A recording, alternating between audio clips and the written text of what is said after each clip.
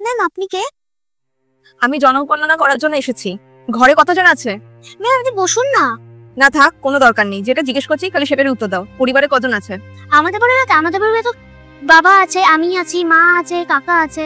এই দাঁড়াও, আমি শুধু তোমার পরিবারে কজন লোক আছে সেটা জিজ্ঞেস করেছি। পুরো গোষ্ঠীতে কত লোক আছে আমি তা কিন্তু জিজ্ঞেস করিনি। আমি, বাবা আর মাই আছি। তোমরা 3 জন তো? হ্যাঁ ম্যাম। বাবার নাম বলো। বাবার নাম শ্রী সূর্যিত সাহা আর মায়ের নাম শ্রীমতী বিপাশা সাহা। তোমার নাম কি বলো? আমার নাম ঋতিকা। ঋতিকা। আচ্ছা, মা বাবার কি বয়স সেটা কি জানো? বাবার বয়স 40, মায়ের বয়স 35 আর আমার বয়স 9। ম্যাম কি হলো? তোমার নোংরা হাত সরাও এখান থেকে। ম্যাম জল। তোকে মাথা খারাপ হয়ে গেছে? এই জল খাবো আমি এই নোংরা ক্লাসে? কি হয়েছে মা? বাবা, এই ম্যাম জনগণনা করার জন্যই বাড়িতে এসেছে। উনি জিজ্ঞাসা করছিল কতজন মেম্বার আছে আমাদের বাড়িতে। তারপর উনি খুব কাশছিল, আমি গ্লাসে একটু জল দিলাম, উনি জলটা না খেয়ে ফেলে দিল। কেন ম্যাম?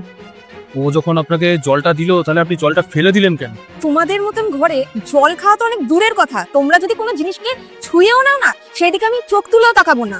নোংরা হাত দিয়ে আমাকে জল খাওয়াচ্ছিল। আরে আমি মিনারেল ওয়াটার খাই, মিনারেল ওয়াটার। নাম শুনেছো কখনো? শুনবেই বা কিভাবে? গেও ভূত কথাকারে। নেহার জনগণনা করার থেকে আমাকে এখানে পাঠিয়েছে, তাই এসেছি। না হলে না আমি আমার ঘরে নোংরা ফেলতো এইসব জায়গায় আসবো না, বুঝেছো?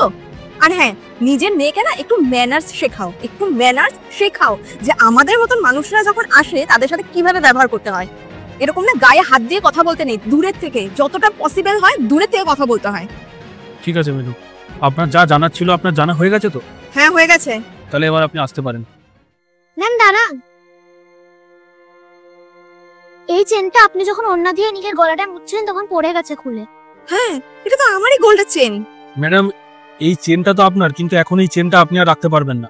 কেন রাখতে পারবো না শুনি? কি কথা বলছো তুমি? এটা আমার চেন, আমি রাখবো না তো এটা কে রাখবে? হ্যাঁ, আমি ঠিক কথাই বলছি।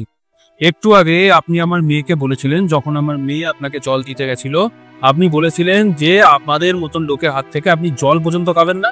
এছাড়াও যদি আমরা কিছু জিনিস ছুঁয়েও ফেলি তাহলে সেটার দিকে আপনারা দূর থেকেও পর্যন্ত তাকাবেন না। তো আমার মেয়ে এখন আপনার ওই চেনটাকে ছুঁয়ে ফেলেছে, তাহলে ওটা তো এখন আর আপনার পরার যোগ্য নেই।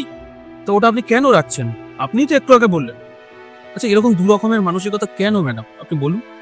এই চেনটার জায়গায় এখন যদি ও আপনার ফাইলটা হাত লাগাতো, মানে ফাইলটাকে যদি ছুঁয়ে ফেলতো, তাহলে তো আপনি আমার মেয়েকে মারতেন বা হয়তো ফাইলটা ফেলে দিতেন, ওকে উল্টাপাল্টা কথা শোনাতেন, আমাকে উল্টোপাল্টা কথা শোনাতেন। কিন্তু গোল্ডের চেনের ক্ষেত্রে সেটা আপনি করবেন না। কেন করবেন না? কারণ ওটা অনেক দামি একটা জিনিস, তাই না? এই মানসিকতাটা আপনারা পাল্টান ম্যাডাম। এই যে আপনারা এই উঁচু জাতি নিচু জাতি এরকম করেন না, এই জন্য আমাদের মতন মানুষদের না খুব অশান্তি ভোগ করতে হয়। বিশ্বাস করুন, এগুলো পাল্টান। আর এই উঁচু জাতি নিচু জাতি বলে কিছু হয় না ম্যাডাম, এগুলো আমাদের চিন্তা ভাবনা থেকেই আসে।